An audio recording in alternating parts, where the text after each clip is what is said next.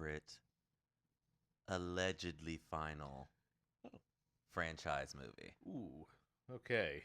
Or like end of a major arc that's like, this is the end of this thing. What's your favorite? It's not the goddamn Rise of Skywalker, I can tell you that much right now. Certainly not. I'm still, and we have established on this podcast that I'm not a Star Wars person. I was mad. I was like, I can't believe I just sat through this. Like offhand, honestly, like Return of the Jedi was the end of Star Wars for the longest time. So like that probably would. I mean, I do like that would have been it. Yeah. And it still can be if I'm like looking at like an end of a trilogy. But let me think about that. End of like a series ender that like we're just done because it's tough. Yeah, well, that's why I said alleged. Yeah, I know that. Right. Yeah, I'm not averse to the idea of like, okay, there could be something, but for the time being, it's over. I'm just trying to think of all the franchises at once right now. Yeah. And one that's to be better than Return of the Jedi. One that popped into my mind was the last Daniel Craig James Bond. I thought that was a fitting. I like No of Time to character. Die I like that a lot. It's not my favorite of the Craig series, but I like it. It's good. Mm-hmm. It's probably, I guess, by default the third best of the Craig movies. Damn it. The thing is too, like, there's a lot of like bad or at least like subpar finales, right? Yeah. Like I think Godfather 3 is a perfectly good movie. It's just not as good as the two of the best films ever made. Yeah. So it's like it's like that's not the answer. Return of the King, I get, but I'm more of a Star Wars guy than a Ringer. So like that's Return of the King. Yes, I mean, certainly. Yeah.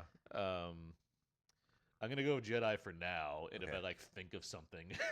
Great. Yeah. No, it's a good one because this is the final film in the Heisei Era. Yeah. Honestly, this movie is a pretty damn good finale for this. And it's like this series, a send off. Yeah. Well, I'm Aaron Neuwirth.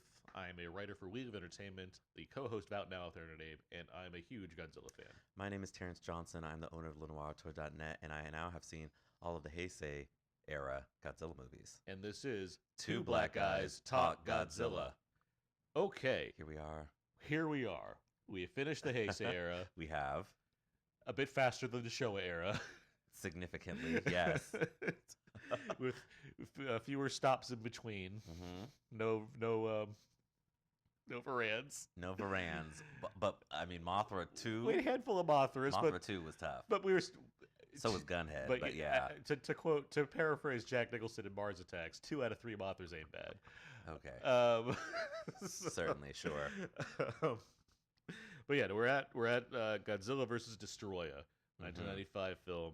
And we'll talk more about that in a second. I'm happy. So you got here without knowing, like, everything. I didn't know what a Destroyer was. I think a key thing for you to know about this is when this movie was coming out, it was advertised that spoilers for Godzilla vs. Destoroyah for people that are like watching this or like haven't watched it, everyone are following along or whatnot and care about the spoilers for a Godzilla movie. But it was advertised as the one where Godzilla dies. That people like knew that. Do you want to know a question I wrote? Sure. Did they know this was going to be the last one? I was going to ask you that. Yeah. They knew Space Godzilla didn't do well, both critically and financially. Just wasn't it wasn't as big as Mothra at the Mechagodzilla. It's 95. It's been basically 10 years into this kind of newer version of it. Sony had TriStar had the rights to the American ones. That was going to happen, and they're going to make a trilogy of those. They're like, okay, we can put the pause on Godzilla. Yeah. So they knew, okay, let's end this. We're gonna kill Godzilla. Well, that was the idea. We're gonna do that as a way to end this thing, as a build hype for this movie and everything. So that was like known. Not necessarily how or like what to the extent or whatnot, or even how it exactly ends, but that was the idea. Another fun thing, before it was Destoroyah, it was Godzilla versus Ghost Godzilla, and it was going to be Godzilla taking on the ghost of 1954 Godzilla. They scrapped that idea, obviously. Could you imagine? I love the wild swings into the paranormal that this thing has taken. That might have been a bridge too far. I just love the idea that it'd be a paranormal activity Godzilla movie. Yeah, a ghost. Yeah, that's wild. That's a little too much. Well, everything else is sort of grounded, even in the ridiculousness. We'll revisit that thought in the Millennium Era to a degree. Not exactly Ghost Godzilla, but it's kind of like, okay, it's kind of like how famously here's our tangent. Famously, the WB producer John Peters wanted to like put a giant spider in a Superman movie, and he didn't get it, and he eventually got it in Wild Wild West. There's kind of like a thing like that in this series where it's like, we didn't get Ghost Godzilla this time, but damn it, some way or another, there's gonna be some form of a Ghost Godzilla down the road. Well, let me pray about Ghosty. Just put a pin in that thought for the time. Okay. Being. Yes. So. Yeah, they ditched the Ghost Godzilla idea, but obviously they bring back the Oxygen Destroyer. That was the thing that they're like, okay, we can still like basically they wanted to like call back to the original film. That was a big, obviously, and we'll talk about that in a second. Mm-hmm. That's like the kind of the lead up to this film was like, okay, we're gonna end this. Let's do it as like a tribute to the original film in its own way. But obviously they're gonna bring in the other storylines that we've been dealing with throughout this Heisei Era and everything. Okay, so before we get to all that, a couple things on our because I'm a stickler for accuracy. A couple weeks ago at this point, we had our WonderCon episode. I tried to remember a comic that I could not remember the name of for the life of me. Sure. It's called Godzilla: The Half-Century War. That's the one I was trying to think of, about this one soldier who's kind of gone through every single like decades of wars, and Godzilla's always around. That's the one I was trying to think of, The Half-Century War. It's a very good comic. It's I bought it like piece by piece. Now it's like assembled into this handsome paperback book. It's very nice. Yeah. It's easy to find, but it's a very good comic. I'm not in the minority of saying that. It's one that's well regarded.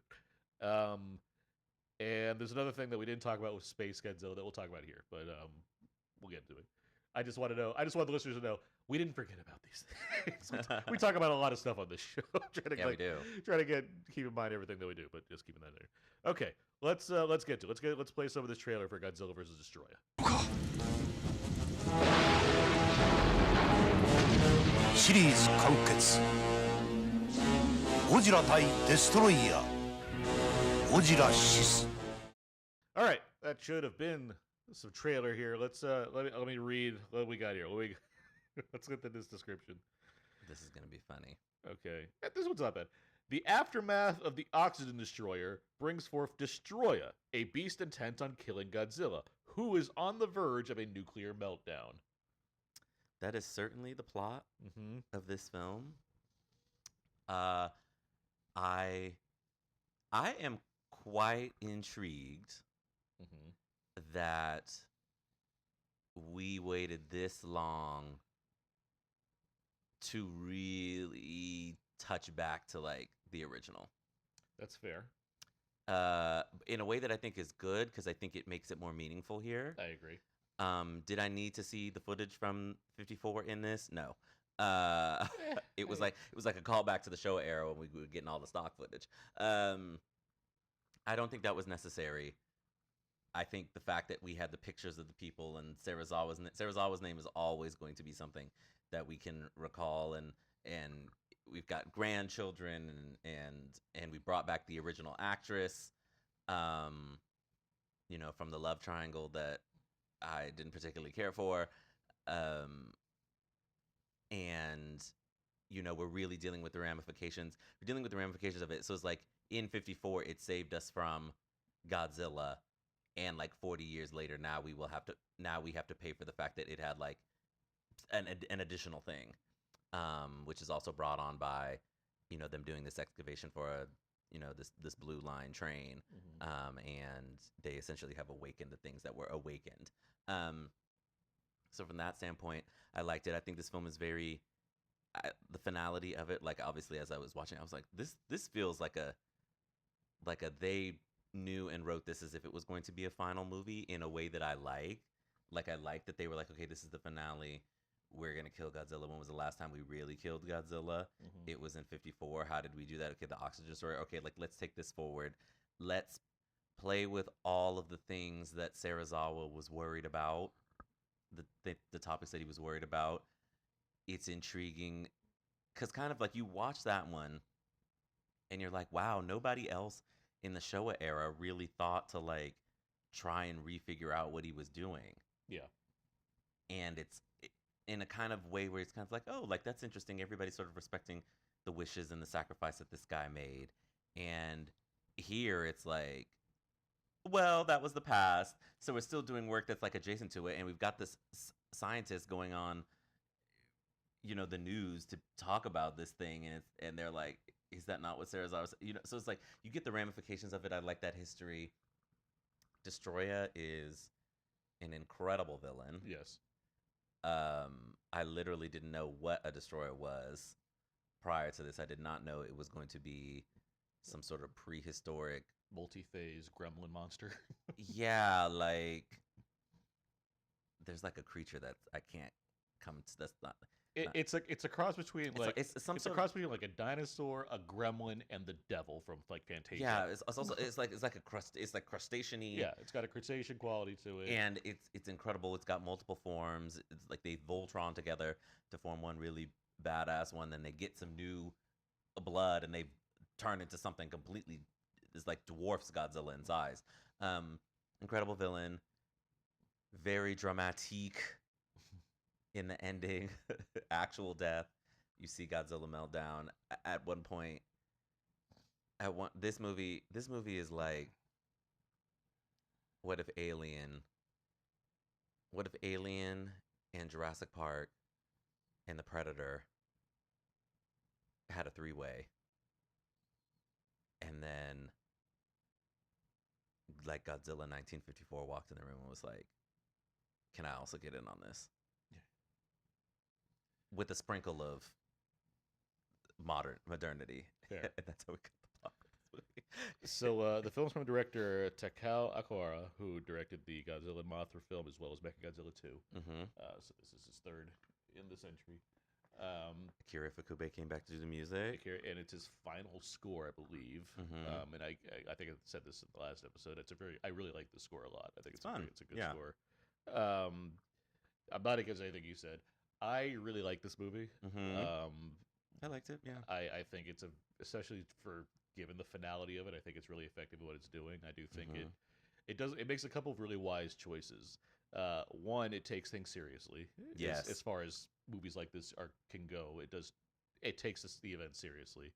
It serves as a fine wrap up as far as the different storylines that we've introduced throughout this Heisei Era, and it returns us to a thing that we only get so often, which is obviously the kind of social commentary at play.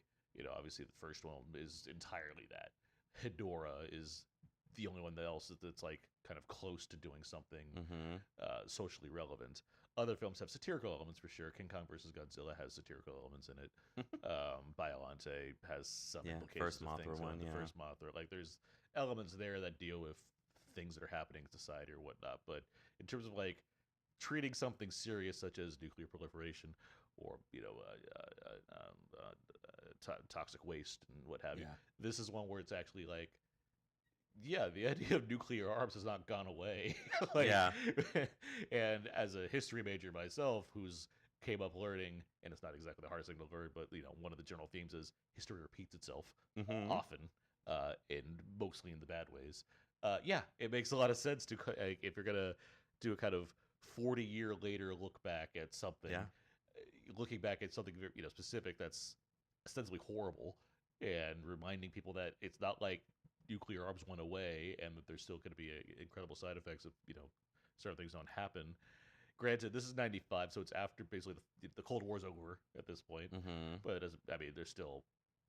Not necessarily nuclear aggression in the same way. It's not, it's not the 60s. It's not Cuba, right next door. Like things maybe had to happen, but there's still this, this looming threat of a lot of countries have nuclear arms, and this is a film where it's like, all right, like what do we do about this scenario where Godzilla is now, because of his, we'll get back to Godzilla's state, but like because of his state in this film, he is just a ticking time bomb that's ready to go off. And external threats, which I liked, could easily ruin the world. In a way that we had a conversation about. I don't think it was Mega. I think it was Space Godzilla. In terms of like the element of like if we don't stop this by X time, right? And I remember that being like a big conversation point that we had. Yeah. This film is really like if this thing gets to a certain, temperature. It's about to be bad for like the whole planet. I like that this film is a carryover in terms of residual effects from the previous battle. Um, this is here's if you want a comparison, here's a wild one. This this is a movie. I'm scared. It's doing better what Rocky V tried to do after Rocky IV, where Rocky IV ends. He has this huge battle with the Russian, and Rocky V starts, and he's like, Rocky, you got so beat up that you like cannot sustain any more head injuries, or you're gonna die. Yeah. The problem is Rocky V is a bad movie. This movie's like, Godzilla, you like he has some doctor in his corner. Yeah. Godzilla, you fought a radioactive space monster, and it hurt you so badly that if you keep doing this, you're going to explode. Yeah. And you're going to take the Earth with you. Yeah, you went to your spa to recuperate on this, and it as such got hit with like enriched uranium, and now And all of Japan is going to not attack you because of this.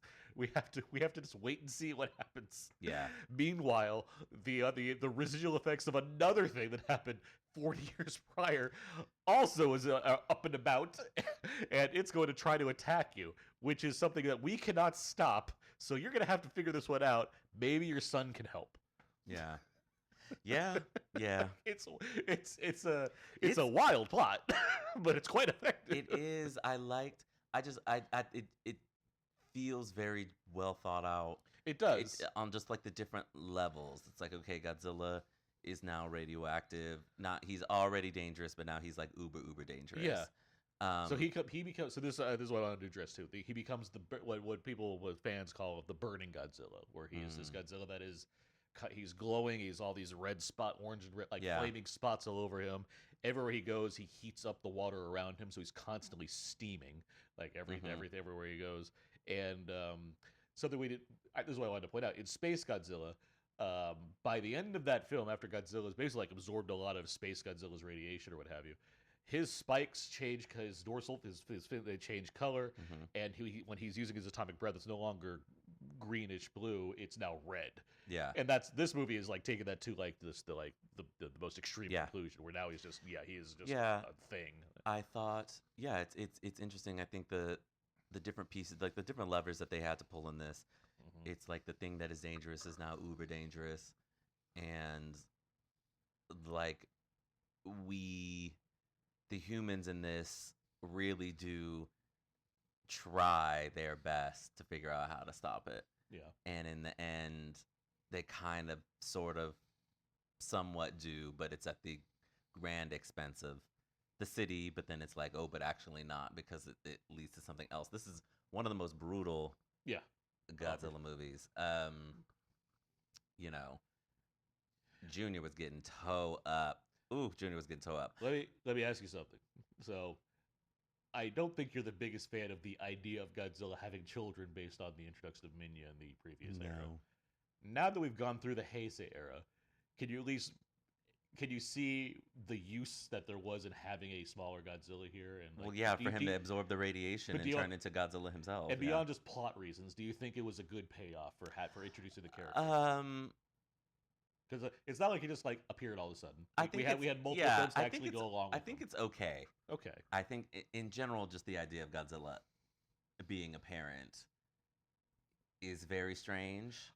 I don't know if that concept has ever fully sat in with me. I don't disagree. It's just like it's not like this film has like it's not like this series set a lot of time aside for Godzilla to be like, let's go play catch. Like he's always just kind of there, and Godzilla's like, okay, there's my kid's good. All right, or they kidnap the kid there, so now I got an additional reason to fight Space Godzilla. Yeah, I think I do think how backgrounded it is as a relationship, so to speak. Yeah, certainly. I think it had a good payoff in this. I think that's my main. It felt point. more meaningful than Minya. At least this, even though Junior was getting toe up, at least they gave him something to do. That's one of my biggest issues with Minya.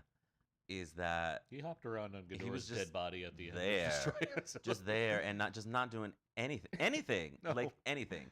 And so here, we get, it was good. I do think it had a strong payoff. I just don't know if my brain will ever fully wrap around like the idea of like Godzilla and a child. Fair. And I'm basically with you as far I think there's more that we're taking and like putting in our own conscious as far as the idea of Godzilla having a child, as opposed to what the movies are actually doing with said child. I think they use that character very well, and it has a payoff at the end of this where it's like, we have now killed the second Godzilla in the series, but here the third one is right here. Yeah, I don't want to get too far ahead of ourselves, but I like that final shot of the movie. I think is wonderful. I think that's one of my favorite shots of the series, as far as kind of the implications and thematically what it means and everything. I think it's just a wonderful way to kind of, given the fact that this film is fairly somber, it's a weird thing to be like, there's hope here, even though hope is in the form of another, giant monster, potentially world devastating creature.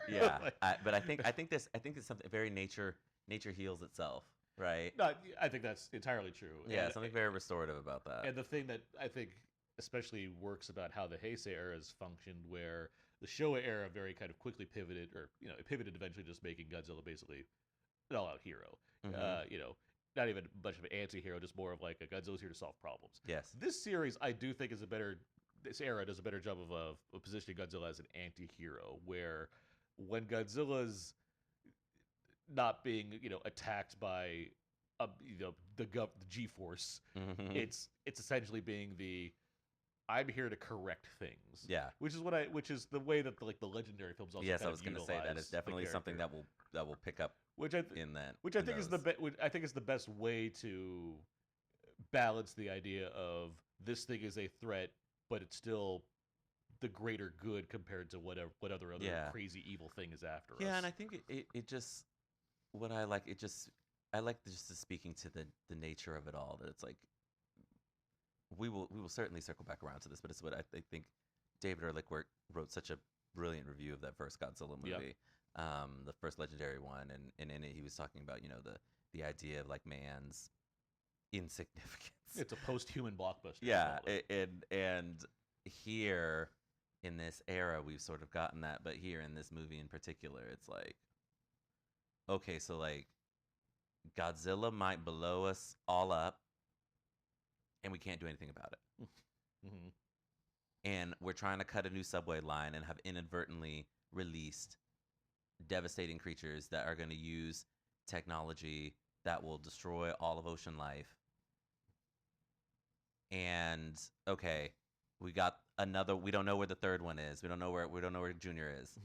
But we need to find some way to get Godzilla and these creatures to fight, because Godzilla is the only thing that can do it.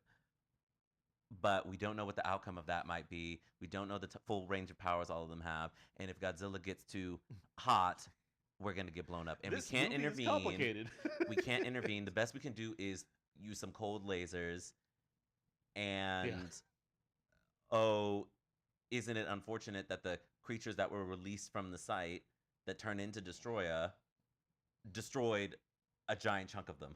So, like, let's hope this works out.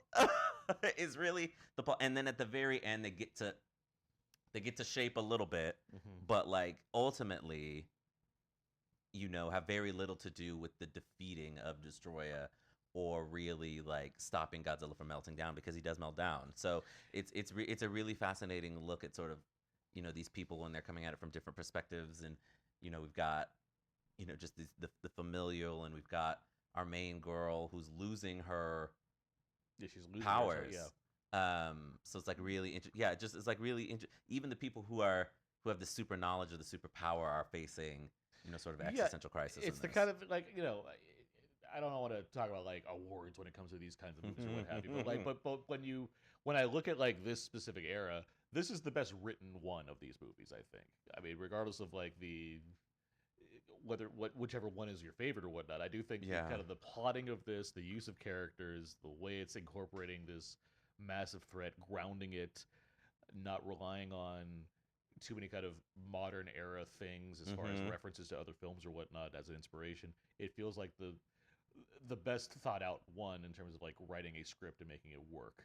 You can batter here or there about dialogue or whatever, because but I do think like from a screenwriting standpoint, I think this is the strongest effort. Yeah, certainly. With the exception of one moment, but I don't know if that was writing wise versus directorial acting, editing choices. Fair enough. Which is when Homegirl got in that car and was facing off against one of the Destroyers. Well, I mean, so that speaks to another thing about this film.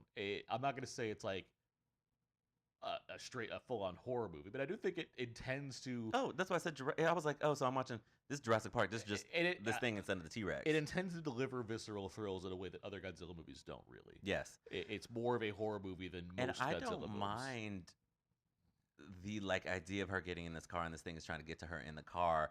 It just is like. That's why I said I think it's less the writing of it than it's more like no, it's not a writing thing. It's like everything. The script got handed off, and then it was like how they interpreted that on screen and edited. The script is she tries to get into a car to hide from this thing, and then eventually drive the car, but it's too late because it's already attacked it. And filming that, I get it, especially because it's a mix of like her, a giant model, weird shots to kind of imply size, destroying like all of those things at once in a movie that is too long. It's not a fancy Hollywood production that has a lot of different ways to do. It's not Spielberg. Especially, it's not. It was the pace of it. I was just like, this is some damsel in distress type foolishness. It is, but I don't disagree with you at all. I do think. So that's the only moment. But like, I hear you. If I want to give like credit where credit's due, I like the idea that the film was like, you know what, we could actually milk some of this for more suspense than we normally do in these. Oh, I liked that. I liked the horror aspects of it. Yeah. There's a lot of that. There's definitely the monster is alien influenced. It is. When Destroyers in its kind of minier mode and it's kind of creeping all around places and attacking people individually as opposed to being a giant thing that stomps on stuff. I'm not going to say again, it scared me, but it's like it's making choices to like when that it's making choices to like enact the idea of a second mouth came out. I said, "Oh Jesus, okay," because they plant that seed to have devastating effect. Yes. Later on, which is like the thing that one of the most visceral reactions I've had to one of these Godzilla movies was when it, that thing comes out, Junior, chomps a giant hole in the Junior's chest. I was like, Jesus Christ. So yeah, I mean, I do agree with you that it's definitely solidly written. I think probably the best written of them. I think that I think it's a really smart way to be like, okay, this is the final thing. What can we do? What are the elements that we can bring together, and bringing them together in a way that really feels smart, right? It's like the grandson of one of the scientists from the first one is brought into this, and he's like, Godzilla is a hobby, and then he finds out that he has the opportunity to meet this girl, and he's like, it's not a hobby no more, it's a full-time profession. What I always love about these kind of like children of like the past characters or whatnot is that you get to see like photos of those characters on the walls and whatnot, and they're never like because like you don't anticipate 40 years later they're gonna make a sequel. It's not like friendly family photos where they're with like everybody. No, it's like publicity stills. It's publicity stills and like still frames from the films themselves. Yes. You get a picture of Dr. Serizawa with an eye patch just being like it's like there's no point where he like posed with like a lab jacket on and like held up a test tube or something. It's just like him like mid-word. It's great. Yeah, no, I enjoyed that. I enjoyed how they wove all of these things together. I did too. I think that it's certainly a good payoff for this era that is was essentially plotted to this point. Whether or not the journey that it took to get here is different, and there was lots of character changes and all of that. But I think in terms of like building to an ending, certainly this helped pay it off. It's why it's impressive that it's able to kind of work in the inner continuity of the Heisei era as well as it does, as well as also tied into the very first film, and not feel like it's overloading it or making it too much of a plot contrivance. Instead, it's like this actually feels pretty organic the way they're approaching this material. So that's I can appreciate the idea that not only is it like let's deliver this kind of epic finale to our Godzilla series, but it also takes the care in being like, look, we established a number of things that we want to follow up on, so we're going to do that here, and we want to pay tribute to the original film, which we can. We found a way to do that, and it all works. Like, certainly, it's like a really without being like it's really campy solid about it, like because we've kind of acknowledged it, but like the films kind of go back and forth between their seriousness and their campiness, where like the first one tries to play it very straight. Here is, I think, one of the best compliments I can give this film and this franchise in particular. And it's one of the things I talk about it a lot with superhero movies. Like anytime me and my friends get into discussions about it, where it's like things in these properties can be silly. Yeah. However, you must take it serious. And not serious like, you know, desaturating the colors or having your hero kill a kinsman to save a family and then not do anything with that plot point psychologically with that character's mind, right? I don't mean like that. I mean like you must approach these things as if they are like worthy of being approached. And I think that the latest Superman movie that we got really did that. I'd argue many Bond movies do that. Yeah, Being a bigger Bond fan than you are, I do think there's certainly especially like 'cause I'm a big Roger Moore fan than I think a lot of people are, and I do think regardless of kind of how campy some of them get, I think the better ones, like The Spy Who Loved Me, for example, I think that's when Roger Moore is completely in the zone playing the character. Yeah. It has a certain sort of heightenedness to it because it's a 70s spy series, And I but mean- he treats it with the level of respect he wants to treat it. here it's like it's not like, oh, that thing that happened in the past with Sarazawa. It's like we are going to treat everything about that seriously, from like the ramifications it has had through a family to the fact that like what we had to do 40 years ago in order to save ourselves has now come back to revisit us in some sort of horror. We're going to bring up the conversation of why like the scientists in this particularly being like micro oxygen could be used practically like this, and like I have no desire to touch it, and then everybody's like, hey, we need you to make an oxygen destroyer, and he was like, what the hell have we been talking about for the first 45 minutes of this movie, of like me never ever trying to do that. And so I think that I think that this movie and this era really take the silly, even the Second Brain, which is our probably our most famous argument on this show. I do think it takes it seriously, regardless of whether or not I like it. But it takes like seriously, yes. with Superman, I need the fact that he takes off the glasses and suddenly nobody can recognize him, because we all have experienced the time where we saw somebody who wore glasses not wearing glasses, and we're like, who is that? Right? So that needs to be in there, and you need to treat it like something that's unique to this property. So I do think that this movie is like a really good microcosm of them taking the silly and the serious and like giving them the weight that they need in order to function in this movie. Oh, for sure. I think this is an easy example of looking at that. I'd say something like Biollante does a good example of that, because it's one where the basic idea is pretty nonsensical as far as foolish. These things came together and made this giant thing. Also, there's like, spies on both sides that are going after people or whatnot. However, the core of that film is essentially a grieving story about a scientist who lost someone he loved and played God and created this other thing that led to other stuff happening. Like it's the same thing you're saying. Like you can boil it down to its parts, and there's a seriousness that's not too self-serious. It doesn't let the campiness overweigh the fact that this thing happened for a reason. There's still fun to be had, because these are Godzilla movies. They're supposed to be fun. This movie has one of the funniest shots, I think, of the franchise, of like Destoroyah grabbing Godzilla by the tail and dragging him across the airport, but them using footage of an airport that's just operating normally. It's like these planes are just taking off, and Godzilla just like going across the screen. It's really, really funny. So yeah, it's like they have fun with it. Like obviously, the stuff with Junior, it's like, oh, Junior comes to the beach and everybody's like running away, and then Junior is just like, hi guys, and then he like leaves. So yeah, there's lots of fun to be had, and I do think it's well put together. I think it's well shot. Yeah. It's very, very 90s.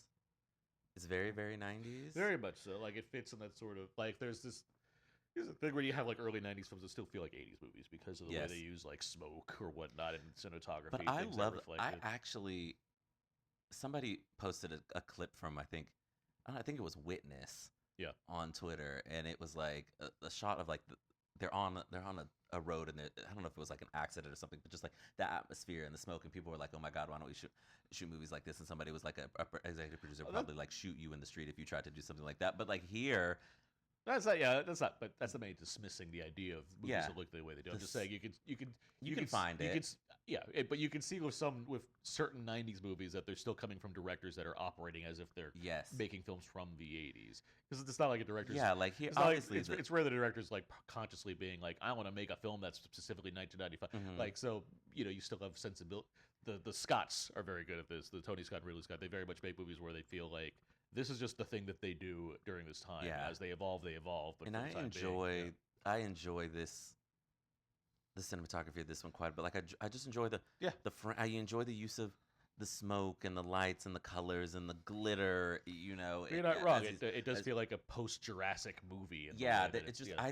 I like things with texture. Sure. As much as I love, you know, the MCU, and I feel like the MCU is very sort of crystal clear and pristine. At its like, best it can be, yes. but like my favorite things in that, Mm-hmm. like Winter Soldier, Black Panther, the first Avengers, Oh, right? It's like that 2010s period, that early 2010s Yeah. period where it's like just everything's firing all cylinders and they have the right amount of time to do the effects they want to do. yeah, and just everything. like I like things like I feel the world. Like obviously we're watching this on a very very nice and expensive television from a very very nice copy of the movie, Yeah. and so you get that. But I think here they've used it to great effect, where it's like they've managed to make these movies that deal that still are suitmation and deal a lot with models in a time where like VFX is starting to like crank up, Yeah. and still have it look and feel organic and of the world and very impressive. Well, so I certainly brought that up before as far as why I like the Heisei Era as much as I do, Mhm. and why I think it's interesting to talk about these, not only these films, but also the other Toho films that we watched, Eight-Headed Dragon and Gunhead, because we're getting this experience of a time where, yes, Jurassic Park's going to come along in the middle of all of this in '93, and it's going to change the game. Yes. Obviously, there's other films that have CG or whatnot, but you put one of the best living directors behind something and let him use his magic on that. Yeah. It's going to be a little bit different. Mhm. So you have that going on here, which means, okay, while we're about to shift into an entirely new era of how we do visual effects work in motion pictures, we are still at like basically the top that we're ever going to get when it comes to practical effects and Mhm. when it comes to makeup design and things like that. Yeah. So what we're getting is the fruits of that labor, right? We're getting, especially for Toho, for Godzilla films, compared to the Showa era, where they got progressively cheaper over Yeah. time to the point where they're reusing They said you have costumes. $2 and in they a get- dream. Yeah. Here we have we are actively trying to make new Godzilla films. We're going to redesign Ghidorah and Rodan and Mothra and Godzilla obviously to modernize their costumes. Mhm. We're going to put the effort in to really show you what we can do now that we're actively trying to make new versions of these, let alone design new monsters. And so you're going to get the tip top versions of what we can do with the technology we have now compared to 30 years ago, 40 years ago, and show you what that looks like on a canvas with even better cameras and Mhm. filmmakers that have different kinds of experience beyond just being like special effects technicians or second unit guys. Yeah. We're going to show you all of that. So by the time we get to Destoroyah, which is 95, which is also a pretty peak period for Hollywood films when it comes to Mhm. relying solely on practical effects or what have you. Yeah, it's gonna look pretty great. So you have like the top guys at Toho, I'd imagine, at least to some degree, from an art design standpoint, production design standpoint, which is why why I like Space Godzilla as much as I did, because Yeah. the movie looks so interesting to me, regardless It's of the definitely story. cool. Yeah. This movie is like, we have a great story we want to work with that's going to tell it's going to be the final beat for Godzilla. So we're going to create like a cool looking Godzilla suit that represents him literally falling apart. We're Mhm. going to create this whole new monster that looks like the fucking devil came alive. Yeah. Like, Yeah. It's when it gets to that final form, I said, wow. Okay. yeah. Might as well start playing Baldur's Mountain. Destroyer would be a really fascinating one to bring into like Legendary. Don't think the fans don't yell that from the Do they? rooftops all the time. the scale. I'm just thinking the scale. That they would be able to do with that in CGI. And so seeing all that come to life in a way like this, where it's good, it looks great. Like does. it's not even surprising. It just does look great. But it's like, it feels rewarding to the fans that like have wanted to see like this kind of thing. In the same way, and we'll get to the Legendary films eventually, where it's like it feels like a really fun payoff to see, a gorgeously CG rendered Ghidorah and Rodan and Mothra come to life in a modern era. Regardless of what everyone feels about those movies, like people that who've always loved these characters, getting to see them in the glory that they what modern effects can bring. They certainly got it. And then they get them, you get them on television too with Monarch. Yeah. Godzilla with Apple money, so they can spend and they look good. Godzilla being on television, or King or Kong for that matter. Yeah, in that, just knowing certainly what must go into making that. It's crazy. Think about the evolution of Kong for just a half a second, where you go from 33, where it's like it's revolutionary for its time, the stop motion thing and the fur is moving and everything like that, and then you get to this 70s. 60s, 70s, 80s era where Kong looks ridiculous. Kong looks like, and he looked crazy in this franchise too. Who is this? Yes, who is that? Who is that? And we're talking about one of the prime ones. We didn't watch King Kong Escapes. We didn't watch the other ones where it looks super janky. So by the time you get to Jackson or you get to Kong Skull Island, where it's like, yes, this looks like a real monster that I don't want to deal with. Yeah, it has hair that looks amazing. Yeah, certainly. Yeah, so, yeah. No, it's. And you always find that fascinating when it comes to talking about that's why it's fun to do shows like this where you can kind of track things over time. This time last year we're talking about the fact that like Ghidorah can barely fly because they can't use the costume because so heavy anymore. And now this one we have Mecha King Ghidorah, which looks phenomenal. Which is incredible. Yeah, certainly one of my favorite designs and monsters of the whole franchise. What'd you call her? Mechadora, something like that. Yeah. Okay, so what else do we have to talk about? Well, we can talk more about like where things go with this one, obviously. So we get to this final form of Destoroyah, and they have a big epic battle between Godzilla and Godzilla Jr. Versus Destoroyah. Destoroyah kills Godzilla Jr. Yeah. Well, yes. Yeah. And which was devastating. Yeah. And Godzilla puts up the fight, and Destoroyah gets taken care of, but then Godzilla dies. I mean, and it like dies in such a way like melts. I was like, ooh, Indiana Jones. Okay, it's Indiana Jones. It's the T-1000. Like Poltergeist. Poltergeist with the face. Yeah, for sure. And it looks gnarly. It does. Like because again, it's like bubbling up too. I said, ooh, okay. Fans coming into this are like, we know this character is going to die somehow. Yeah. I'd be very curious to see like what that was like as far as kind of the fandom being like, I know what we're getting into here, because they also know there's like a Godzilla Jr. Like, what's that going to mean? Like any number of things. I'm sure I'm like wondering what that was like. But by the time of seeing this, it's like, they weren't kidding. They are destroyed. Like Godzilla is getting destroyed. It is a nuclear power plant that is going down. Yeah. And it looks neat. Like it's not like we see Godzilla die every now and then. So like it looks very. I've only seen it one time before. It looks very interesting to like watch it happen. I think that again the Ifukube score I think is very good. And it's doing the job. It's not. It's like it's somber, but not like 54 is like sad. Yeah. Like 54 like makes it just be like, boy, this is a rough day. This is a little less than that, but it's still acknowledging what it's doing. And yeah, like we get rid of our Godzilla, and then few human voices here or there, but then we have just this wonderful shot where just like the camera kind of moves through everything.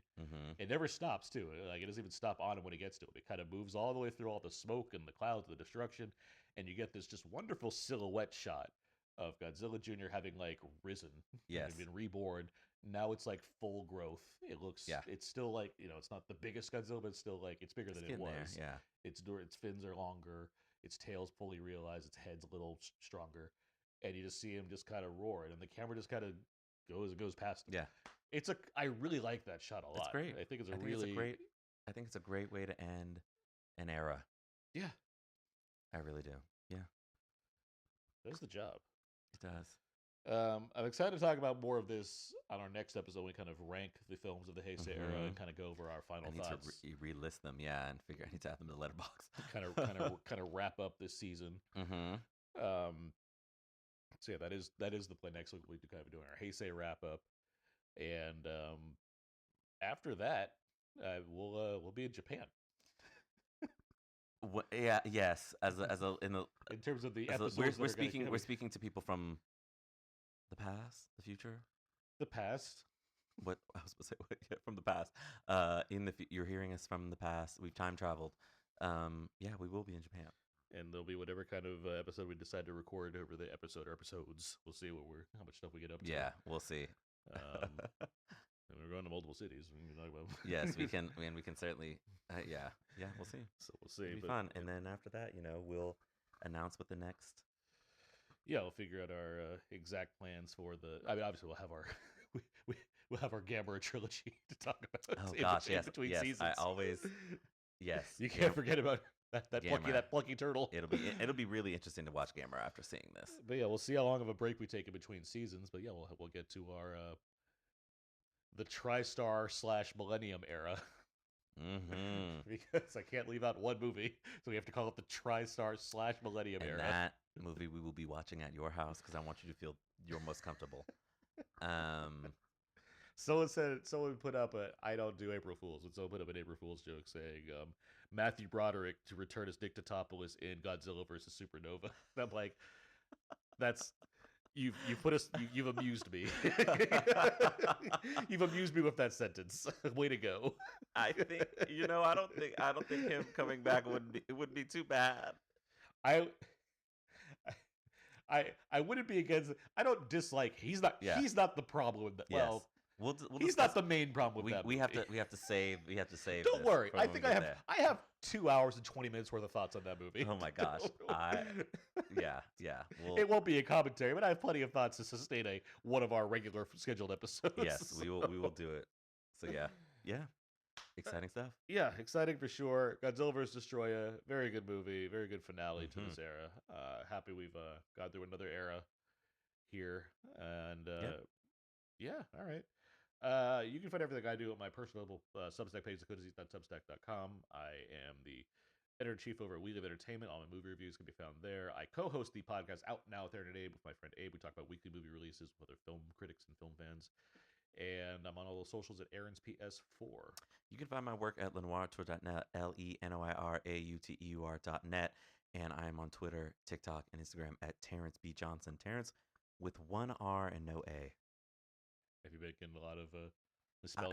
I just let people know. I just let people know that right off the bat. Yeah. Good. Don't put a second R would be my roommate who was upstairs.